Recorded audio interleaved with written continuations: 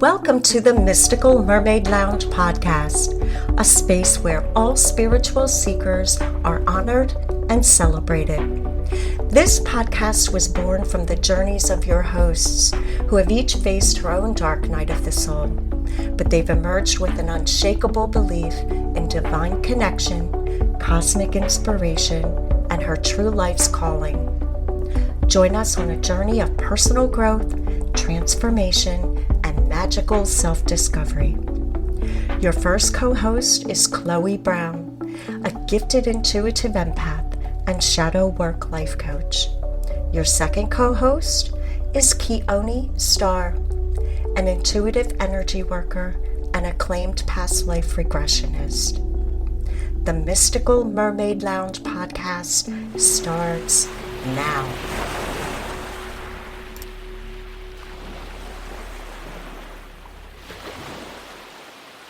Hi, this is Keone. Welcome to today's episode.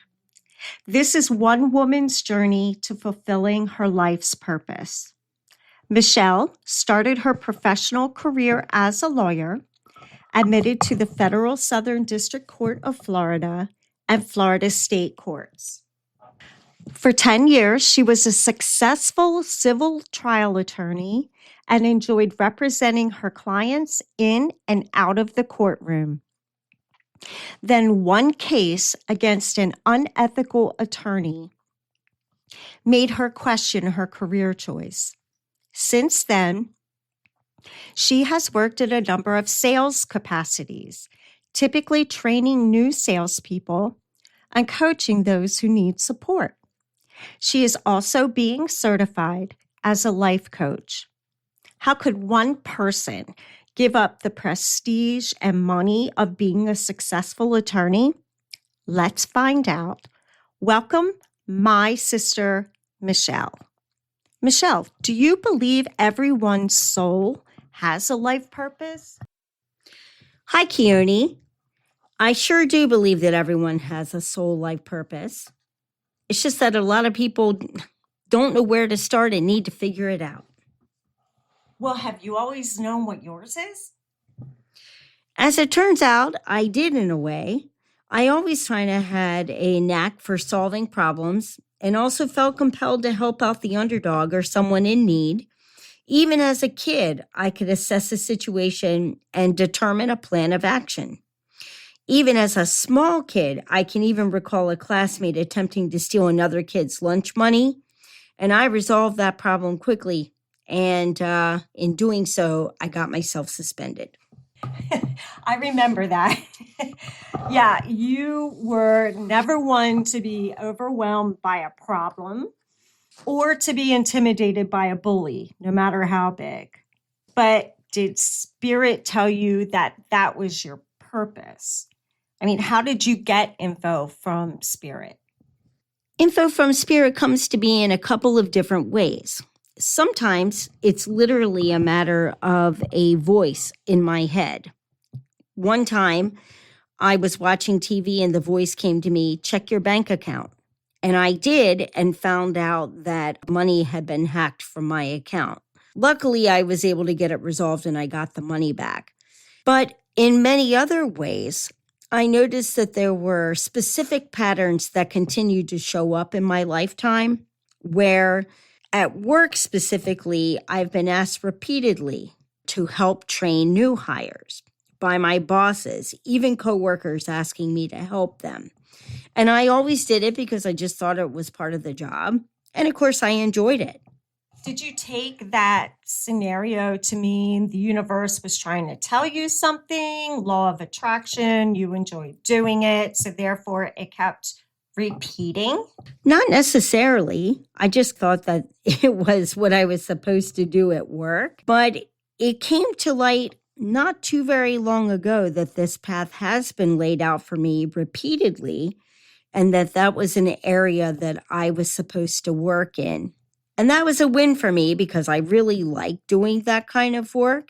And I was glad that that was a good direction for me to follow. Plus, you helped bolster their performance and it validated your abilities as a coach. But what made you want to be a lawyer? So a couple different things happened. I worked at a company in Langhorne, Pennsylvania, in the human resources department. The attorneys would come back and ask us to put together documentation for them. So as I did, I realized that I really could do that work with really no problem. I'm like, in my mind, I can definitely do this. The other part was a financial aspect. My sister and I, of course, grew up pretty darn poor. McDonald's was a major luxury for us. We ate discount sales racks at the grocery store. We shopped at Goodwill, rummage sales. I always hated the rummage sales. And we wore hand-me-downs from other family members. So that also encouraged me to be an attorney because I thought that there was going to be a lot of money. And we also received reduced and free lunches at school, which neither of us liked because we felt like everybody was looking at us using our little punch cards. So a lot of that played into my path of wanting to pursue the legal profession because I thought the money was always there. Right. I remember when we were buying our lunches, we were given a special coded card to present to the cashier, and everyone would know by looking at that colored card that we were on the reduced lunch list. We started working at real jobs around the age of 13, 14, so we could pay full price for our school lunches. And it definitely sticks with you, feeling like you're not worthy, that you're too poor to do anything. I saw commercials and TV shows of lawyers in nice suits, and I saw them driving nice cars. So it did play a big part in me wanting to improve myself. And I really did want to help the underdog. I couldn't think of any other better way of helping than legally representing people in need. It seemed like a good natural progression for me. You eventually moved from the Mid-Atlantic, where you grew up, went to law school, and after graduating magna cum laude, you got a job as a litigator in a small firm in Florida. Yeah, I always liked working at the smaller firms. I knew that the larger firms, you would make more money, but you also had no life.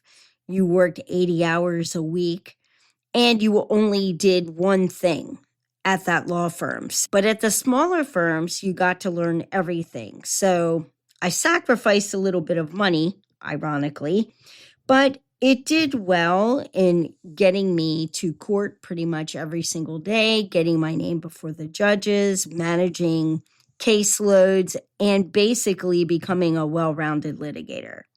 Yeah, you were pretty well known as a tough litigator. I mean, people thought that you really thought well on your feet and presented well to the judge.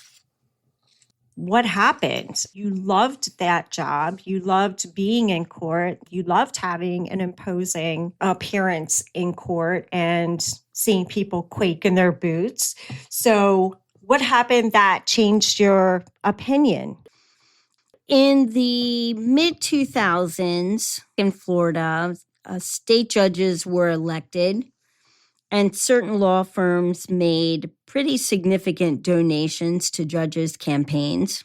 And I encountered a case where I had a law firm where the attorney that worked there did contribute to those campaigns, and she appeared before one particular judge many, many times. In this case, I was trying to defend a person who kind of got themselves in a little bit of hot water with a rental case and also with a former divorce. I tried to change some things and get it turned around for my client.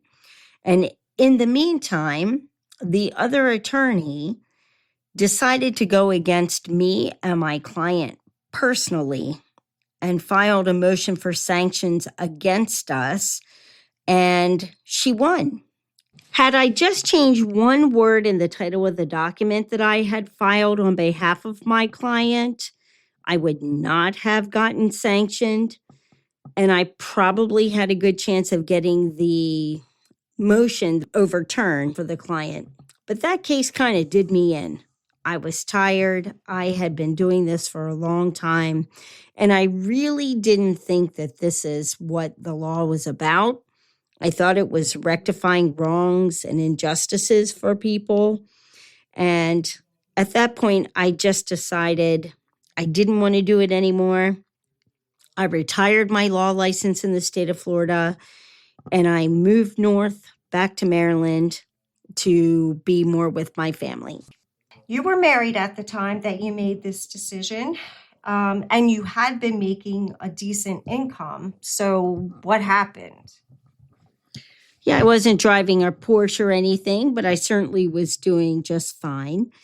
But because I decided, and actually, both my husband and I did decide to both move north and to change our career paths. It wasn't just my decision alone, but ultimately it didn't sit well with him. He liked the fact that I was an attorney. He liked the fact that he could say I was an attorney, and he liked the money that I was bringing in. But at that point, he was no longer invested in the relationship, and we ended up filing for divorce. Wow, that's pretty hard for anyone to take. So what did you end up deciding to do once the dust settled? Initially, I went into retail sales just to make some money and pay the bills. I was consistently a top performer and found sales to be pretty rewarding for me. Once again, it's the same thing. If the customer had a problem, I would resolve it back to the same path. But before long, I was once again being asked to train new hires, as I had in every job. I understand that you also received some important coaching yourself. Tell us about it. One of my coworkers taught me a really important thing. One particular day, I wasn't feeling the best, and I was kind of kvetching about the money that I was making, and I was struggling. And she said, you really should start listening to some meditation, and specifically meditation on positive affirmations. So I listened to her, and she said, you can change everything in your life. So I started to listen to them. And the first thing that I concentrated on was happiness, because at that particular point, I wasn't terribly happy, but I did determine to make happiness my choice. And that really changed my perspective, increased my happiness quotient, and really changed everything about my life and the jobs that I took and the money that I made going forward, and even the relationships that I had. In a nutshell, what was that affirmation? Can you give us the Cliff's Notes version? Oh, yeah, I can give you the whole thing because I still say it every single day. All is well. Nothing but good will come from this situation. Everything is working out for my highest good. I am safe. So eventually, I landed an insurance sales job with a very large national company. I've been top producing ever since. But more importantly, I've been asked to help coach new hires. And that is currently what I'm doing at that company. I love that. So the job that you ended up with after this circuitous route has taken you right back to coaching. But I understand that you recently got some unconventional career advice. I met 3 or 4 different people this particular day at a festival. Every single one of them told me that I was in the wrong job. I needed to go into more coaching. And one psychic in particular really laid it out for me. And she asked me if I was a teacher. And I said, no, but it's funny that you say that, because every job I've ever had has involved coaching new hires and employees. And she said, the path has been very much laid out for you, and you just need to follow up on it and take it. Did she think that you had been guided all along and had ignored it? Or was she basically waking you up? Well, she said that I had been guided on that path all along, and initially she thought that I had ignored it. But then she suggested maybe it's not in the corporate world that my efforts are best served, but maybe as a life coach to help people navigate through their employment issues, life purpose issues, things like that, where I could make my biggest impact. But what about all those years selling and being an attorney and working in HR, all that corporate experience? Was it a waste? Oh, I don't think so. I believe that my time in advocating for others, regardless of what role I was in, gave me a very unique and meaningful perspective, especially in the sales arena. So what's next for you? Well, I did listen to those spirit guides that day that all told me that I needed to pursue coaching. So I am currently finishing the training to get my certification to be a life coach.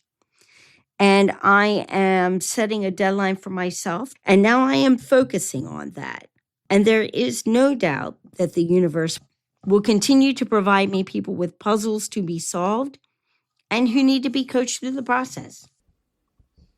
I suspect with the impressive skill set that you have and such a long tenure in training and coaching that you will be a hot commodity before we know it.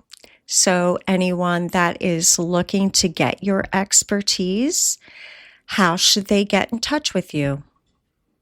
Yep, and I'm absolutely looking forward to that. And the best way for them to get in contact with me is through you, Keone, through your podcast in the Mystical Mermaid Lounge. For anyone looking for more information on Michelle's life coaching services, drop us some fan mail or leave us a note at mysticalmermaidlounge@buzzsprout.com. So, Chloe, we just heard Michelle's interesting story. Do you believe everyone has a life purpose? Clearly, she believes she had one. What are your thoughts? Oh, absolutely. I mean, I think everybody puts too much weight into this life purpose thing as far as grand gesture per se. But I personally believe we all have one. I think sometimes it could be just as small as finally living happy and allowing yourself to trust yourself, like we've heard me talk about in the past. Yeah, that's interesting. I recently read something that said that everyone's highest purpose is to live their best life and to serve humanity. And so that doesn't pinpoint any one specific direction for us, which is the part I think we grapple with. But sometimes, to your point, maybe just living our best lives and searching for our highest purpose in the moment is enough. Yeah, and I think this story of Michelle's is so powerful, because I think too many times when we just in regular conversation with maybe even our own loved ones, it comes up that, my life purpose should be a doctor or a lawyer. And maybe what we need to grapple with is what does that look and feel like to you internally? What resonates about that with you? And go from there instead of putting these grandiose labels on it. Also, we look at doctors and lawyers as being very prestigious positions, things that would say we've made it. And my sister took the path of ignoring, to a certain extent, the many opportunities she had been given to recognize that her life purpose, if you will, or specific talent to share with others was right before her many times. But do you think others have spirit teams or spirit guides that specifically give opportunities? Are they loudly whispering, hey, this is what you should do?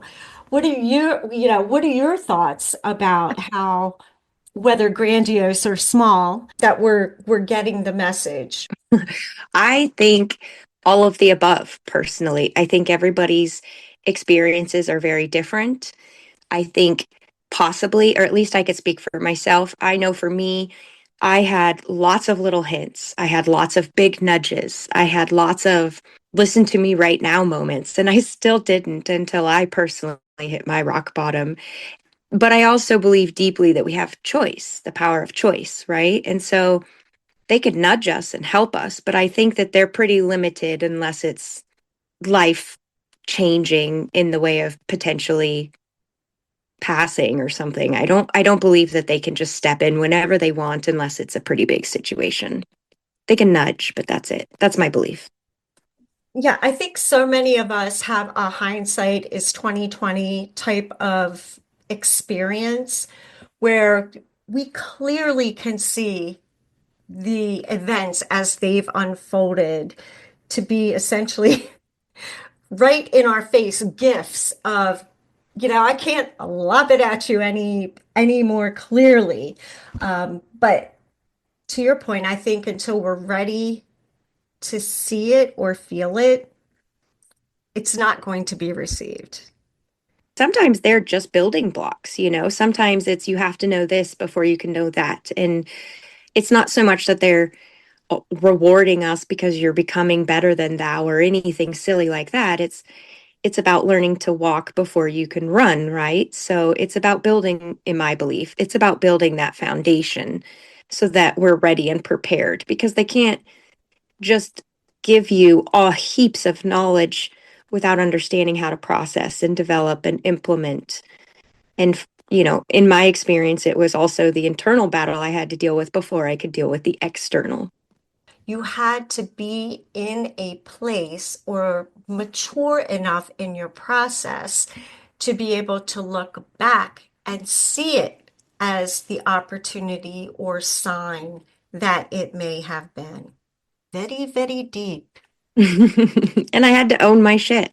And you had to own your shit. But I am somewhat embarrassed to admit this. I'm still grappling with my life purpose.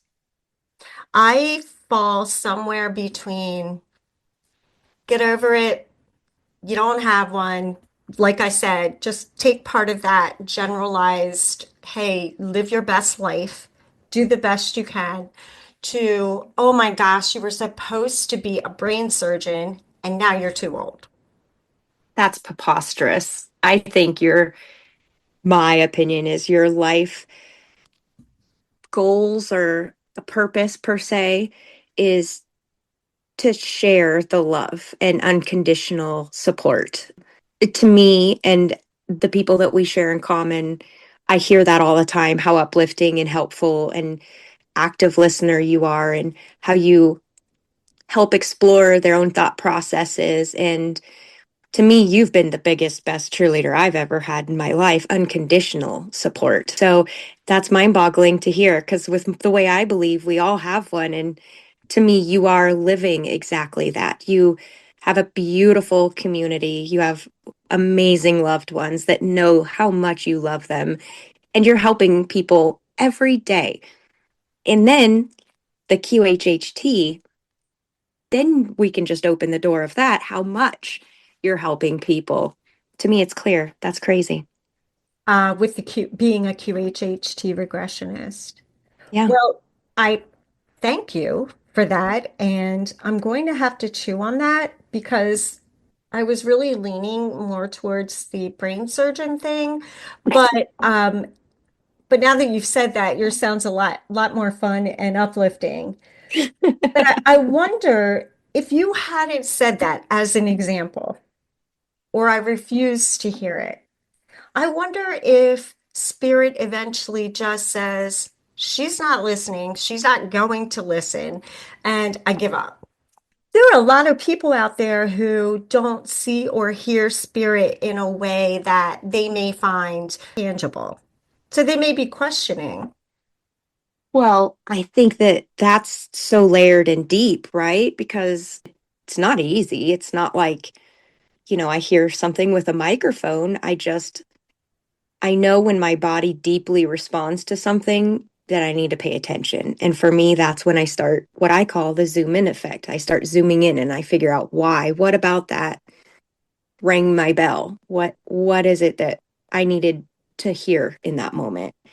And often it ties in for me with shadow work. If I've done it, then it transforms into new growth potential.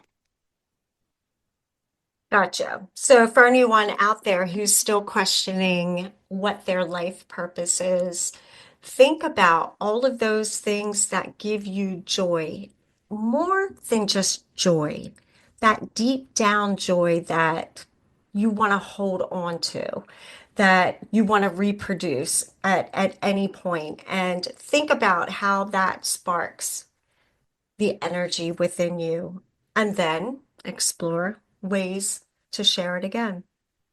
Yeah, and as Michelle's story so beautifully reminded us, sometimes it's pausing and looking back and recognizing, oh my gosh, I've trained people my whole life, no matter what capacity I was in, no matter what hat I was wearing. All of these common denominators allowed me to feel whole in those moments. I loved how I felt. I loved the result, or whatever it resonates with you. And for her, it was so clear in hindsight, right? But going through it, you have to experience it at every different opportunity to see what those hats look like in different outfits, maybe. And I think also with her, a lot of seeing, not just seeing the life purpose portion of it, but getting past that ego that says doctors, lawyers, they're how we've made it. That's a profession that we can stand behind, that people will find impressive and will command some level of respect. Not always do people recognize that it is okay to be happy and to be successful. And that alone could be your life purpose. It is for me, and helping. We like to close each episode with an affirmation. This is for those who may be questioning their life's purpose. I have clarity toward my life's purpose.